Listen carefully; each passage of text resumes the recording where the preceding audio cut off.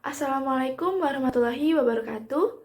Yang terhormat dosen pengampu mata kuliah penganggaran Ibu Sriani Mentari dan juga rekan-rekan yang saya banggakan.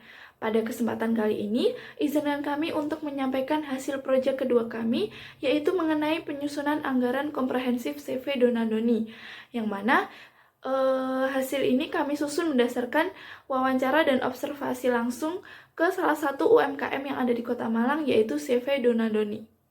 Sebelumnya, izinkan kami memperkenalkan diri. Kami dari kelompok 2, Offering H, terdiri dari Ervina Nafareza, Fahris Ananta, Faridatul Husna, dan juga Fauzi Tegar. Baik, memasuki bagian yang pertama yaitu profil usaha. Jadi, CV Donadoni Ratan ini merupakan usaha kerajinan anyaman yang sudah berdiri selama 34 tahun. Terletak di Jalan Bulu Tangkis, RT 5, RW 2, Kelurahan Tasikmadu, Kecamatan Lobakwaru, Kota Malang. CV Donadoni ini menggunakan bahan alami dan ramah lingkungan seperti rotan, eceng gondok, dan juga limbah plastik yang telah diolah. Produk mereka ini mencakup furniture, home decor, dan juga craft. Jadi pendiri CV Donadoni Ratan ini yaitu Ibu Misri Wati Agustina, yang mana usaha ini hampir bangkrut di tahun 1997. Namun, bisa bangkit karena berkat ketekunan dan juga inovasi. Melalui pemasaran aktif di berbagai pameran, produk CV Donadoni ini berhasil menembus pasar nasional hingga internasional. Baik, memasuki bagian yang pertama yaitu profil usaha.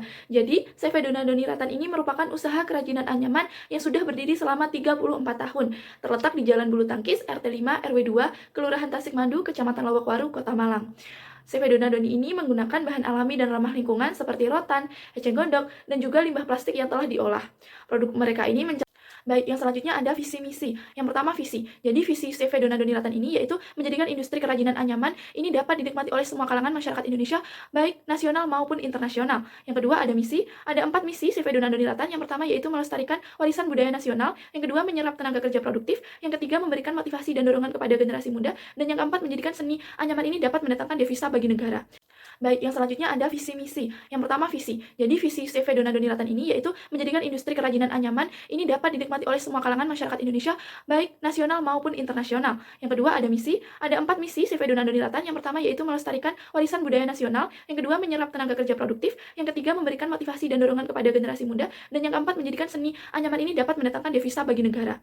Baik, yang selanjutnya ada visi misi. Yang pertama visi. Jadi visi CV Donadoni Ratan ini yaitu menjadikan industri kerajinan anyaman ini dapat dinikmati oleh semua kalangan masyarakat Indonesia, baik nasional maupun internasional. Yang kedua ada misi. Ada 4 misi CV Donadoni Ratan. Yang pertama yaitu melestarikan warisan budaya nasional. Yang kedua menyerap tenaga kerja produktif. Yang ketiga memberikan motivasi dan dorongan kepada generasi muda. Dan yang keempat menjadikan seni anyaman ini dapat mendatangkan devisa bagi negara. Baik, yang selanjutnya ada visi misi. Yang pertama visi. Jadi visi CV Donadoni Ratan ini yaitu menjadikan industri kerajinan anyaman ini dapat dinikmati oleh semua kalangan masyarakat Indonesia, baik nasional maupun internasional. Yang kedua ada misi. Ada 4 misi CV Donadoni Ratan. Yang pertama yaitu melestarikan. Baik, yang selanjutnya adalah struktur organisasi. Yang paling atas diisi oleh direktur, yaitu Ibu Misriwati Agustina selaku pemilik CV Donadoni Ratan ini. Lalu ya, di bawahnya terdapat 3 divisi, yaitu produksi, administrasi, dan pemasaran. Di bawahnya lagi terdapat subdivisi, baru di bawah subdivisi ada karyawan. Nah, untuk saat ini perlu diketahui untuk divisi administrasi dan pemasaran dihandle oleh Ibu Misriwati Agustina sendiri selaku direktur. Baru untuk bagian produksi terdapat karyawan-karyawan yang membantu proses produksi. Baik, yang selanjutnya adalah struktur organisasi. Yang paling atas diisi oleh direktur, yaitu Ibu Misriwati Agustina selaku pemilik CV Donadoni Ratan ini. Lalu ya, di bawahnya terdapat 3 divisi, yaitu produksi, administrasi, dan pemasaran. Di bawahnya lagi terdapat subdivisi, baru di bawah subdivisi ada karyawan. Nah, untuk saat ini perlu diketahui untuk divisi administrasi dan pemasaran dihandle oleh Ibu Misriwati Agustina sendiri selaku direktur. Baru untuk bagian produksi terdapat karyawan-karyawan yang membantu proses produksi. Baik, yang selanjutnya adalah struktur organisasi. Yang paling atas diisi oleh direktur, yaitu Ibu Misriwati Agustina selaku pemilik CV Donadoni Ratan ini. Lalu ya, di bawahnya terdapat 3 divisi, yaitu produksi, administrasi, dan pemasaran. Baik, yang selanjutnya memasuki anggaran komprehensif yang telah kami susun untuk CV Donadoni Ratan. Yang pertama ada anggaran penjualan. Berikut ini merupakan distribusi penjualan CV Donadoni Ratan bulan Juni hingga Desember tahun 2025 untuk ketiga produk, mulai dari furniture, home decor, dan juga craft. Yang mana setiap produknya itu mempunyai persentase penjualan sendiri. Yang pertama ada furniture sebesar 8%, home decor sebesar 17%, dan craft sebesar 75%. Yang mana untuk total keseluruhan penjualan sebesar 1.767 produk. Untuk harga jualnya sendiri, untuk furniture sebesar 4 juta, home decor sebesar 125.000, dan juga craft sebesar 82.000. Baik, berikut ini merupakan anggaran penjualan CV Donadoni Ratan yang telah disusun berdasarkan informasi di slide sebelumnya, yang mana jumlah penjualan ini diperoleh dari jumlah penjualan dikali dengan harga per unit. Untuk furniture sebesar 8%, ini diketahui jumlah penjualannya sebesar 568 juta.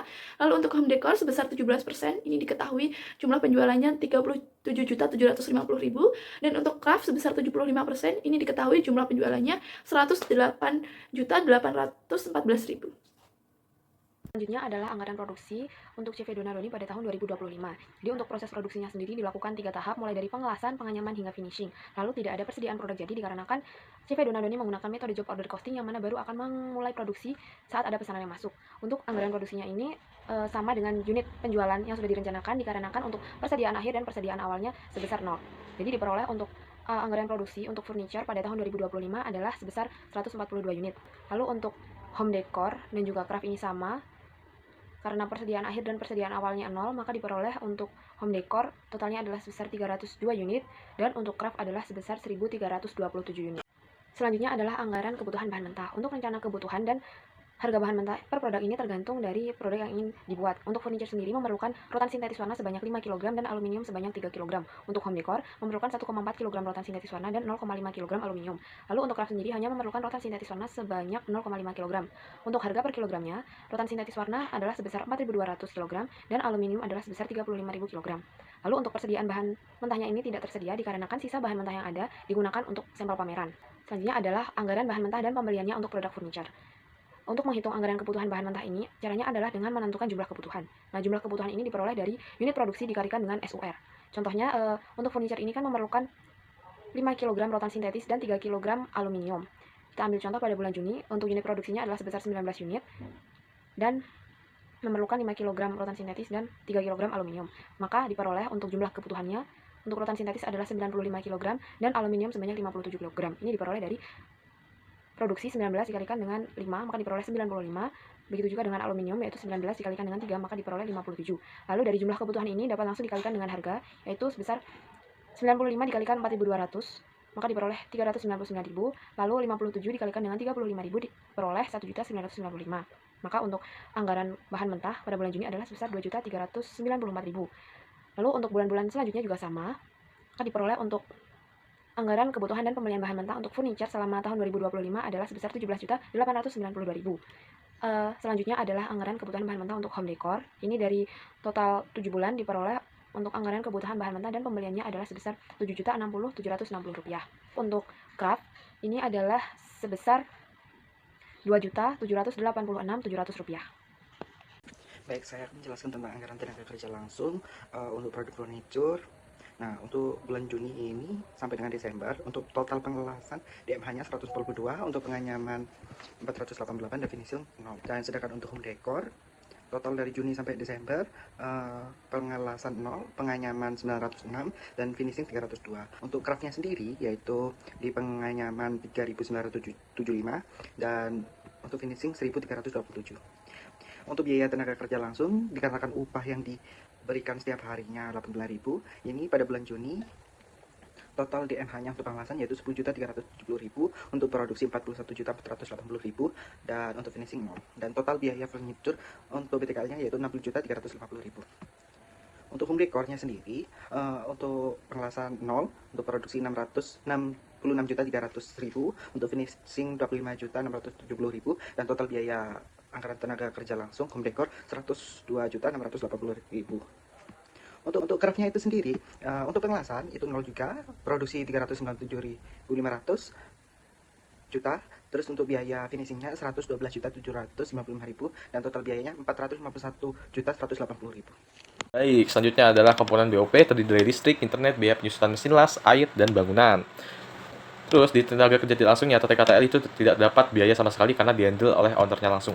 Selanjutnya adalah luas lantai bangunan sebesar 120 meter persegi, terus dibagi ke beberapa segmen dari yaitu proses 1 sampai 3, jasa simpan dan jasa pelihara. Nah, terus di bawahnya itu ada jasa simpan dan pelihara yang nantinya akan memberikan proporsi jasanya ke proses 1 sampai 3. Terus di perhitungan atas BOP-nya, proses 1 sampai 3 itu terkonten dari komponen BOP di slide awal. yang perlu diperhatikan adalah proses 2-3 itu tidak terdapat air bersih dan penyusutan mesin las sebagai biaya overheadnya. Yang di bagian kanan ada bagian gudang dan pemeliharaan juga mendapat biaya BOP atas jatahnya sendiri. Terus di tarif BOP setiap proses. Jadi di tarif BOP ini terlihat dari proses 1-3 itu tarif BOP-nya berapa. Yang perlu digarisbawahi adalah di bawah total produksi yaitu tarif. Misalnya proses 1 7.626 itu ditarifkan untuk setiap produk. Untuk BOP tiap jenis produknya itu tinggal dikalikan proses 1-3 dikalikan dengan jumlah rencana produksi untuk 7 bulan. Sehingga misalnya furnitur didapatkan Rp560.281. Nah, untuk home decor juga seperti itu, craft juga seperti itu. Jadi totalnya untuk per bulan itu 6.987.726. Jadi di bawah total BOP ini adalah per bulannya. Selanjutnya adalah anggaran variabel. Pada anggaran variabel ini terdapat biaya pemasaran dan juga biaya di bidang administrasi umum dan keuangan. Namun untuk biaya di bidang administrasi umum dan keuangan ini tidak diperhitungkan dikarenakan seluruh kegiatan ini dilakukan oleh owner sendiri. Lalu untuk biaya pemasarannya ini dibagi menjadi dua, yaitu pada produksi 1.700 dan 1.800 unit. Untuk biaya-biaya sendiri ada biaya promosi, yaitu untuk 1.700 unit ini adalah sebesar 1.550 dan 1.600.000 untuk 1.800 unit. Lalu untuk biaya distribusinya ini ada 4.500 dan 4.600. Lalu untuk biaya pemakaian listriknya ada sebesar 2.300 dan 2.400. Selanjutnya adalah menghitung untuk variabel cost setiap biaya, itu untuk biaya promosi, biaya distribusi dan transportasi, serta biaya pemakaian listrik. Ini cara menghitungnya adalah dengan menghitung selisih antara biaya yang dikeluarkan saat memproduksi sebesar 1.800 unit dengan saat 1.700 unit. Ini untuk biaya promosi diperoleh variable cost sebesar 500 dan fixed cost sebesar 700.000. Lalu pada biaya distribusi dan transportasi diperoleh variable cost per unit sebesar 1.000 dan fixed cost-nya adalah sebesar 2.800.000. Lalu pada pemakaian listrik diperoleh variable cost sebesar 1.000 dan fixed cost sebesar 600.000. Maka diperoleh untuk anggaran variabel CV Donadoni pada tahun 2025 yaitu sebesar 2.500 untuk variable cost per unit, 4.100 untuk variable cost per semester, dan 683.333 rupiah untuk fixed cost per bulan. Ini diperoleh dari total perhitungan yang sudah dilakukan sebelumnya. Nah, kita lanjut di harga pokok penjualan. Tabel ini disusun untuk memberikan gambaran mengenai penganggaran harga pokok penjualan oleh CV Donadoni terhadap 3 jenis produk utama yang mereka tawarkan, yaitu furnitur, home decor, dan craft. Perusahaan dapat mengevaluasi dan merencanakan alokasi biaya secara lebih efektif untuk masing-masing kategori produk, sehingga membantu dalam pengambilan keputusan strategis yang berkaitan dengan produksi dan penjualan. Untuk HPP Furnitur, pada bulan Juni ini totalnya Rp11.029.281. Untuk bulan Juli Rp11.580.281. Untuk bulan Agustusnya Rp12.131.281. Dan untuk bulan September Rp11.580.281. Untuk bulan Oktobernya Rp12.131.281. Untuk bulan Novembernya sama Rp12.131.281. Dan untuk periode terakhir yaitu Rp11.580.281. Dan kita lanjut ke home decor. Pada periode Juni ini mendapatkan harga pokok penjualan Rp16.090.163. Untuk bulan Juli Rp17.496.923. Untuk bulan Agustus yang Rp16.523.683. Untuk September Rp17.473.543. Untuk bulan Oktober Rp17.203.683. Untuk bulan Novembernya Rp17.180.303. Dan untuk periode terakhirnya yaitu Desember Rp16.453.543. Dan untuk HPP untuk produk craft pada bulan Juni dengan total nilai Rp69.813.862. Untuk bulan Juni Rp69.799.425. Untuk Agustus Rp73.190.425. Untuk September Rp63.743.125. Untuk Oktober Rp73.532.525. Untuk bulan November Rp71.479.925. Dan untuk akhir periode Desember Rp68.401.025. Nah, kita lanjut di tabel proyeksi laba rugi. Tabel ini bertujuan untuk memberikan gambaran proyeksi laba rugi CV Donadoni tahun 2025 mulai dari bulan Juni sampai dengan akhir periode Desember 2025. Berdasarkan keseluruhan penjualan unit yang telah dianggarkan mencakup 3 kategori produk utama yaitu furniture, home decor, dan craft. Melalui proyeksi ini, perusahaan dapat memperkirakan potensi pendapatan biaya setelah laba bersih yang mungkin dicapai, sehingga mendukung perencanaan keuangan dan pengambilan keputusan bisnis secara lebih cepat. Nah, kita bisa lihat nih proyeksi laba ruginya sangat fluktuatif.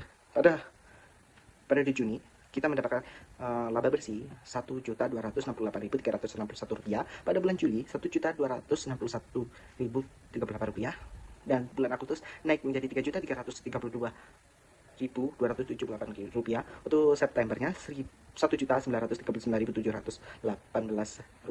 dan untuk Oktobernya Rp2.392.178 dan pada periode Novembernya Rp3.851.158 dan untuk periode terakhir Desember yaitu Rp3.219.818. Di sini tidak dikenakan pajak 11% dikarenakan si Widonanda ini berpenghasilan di bawah dari 100 miliar dan dikatakan oleh perusahaan sendiri memang tidak dikenakan pajak, dan untuk biayanya ini dipotong dengan biaya pemasaran saja, yaitu dengan total nominal keseluruhan mulai dari bulan Juni sampai Desember yaitu sama Rp683.333.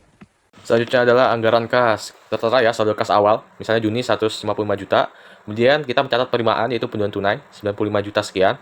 Setelah itu kita mencatat dengan pengeluaran bahan baku langsung sampai ke depresiasi peralatan sehingga dihasilkan total kas keluar. Nah, untuk saldo kas akhir perhitungannya adalah saldo kas awal ditambah penjualan tunai atau penerimaan dikurangi dengan total kas keluar sehingga dapatkan saldo kas akhir yang akan menjadi saldo kas awal di bulan berikutnya. Jadi, saldo kas awal Juli itu sama dengan saldo kas akhir di bulan Juni. Terima kasih. Baik, sekian terima kasih yang dapat kami sampaikan. Ada kurang lebihnya kami mohon maaf. Wassalamualaikum warahmatullahi wabarakatuh.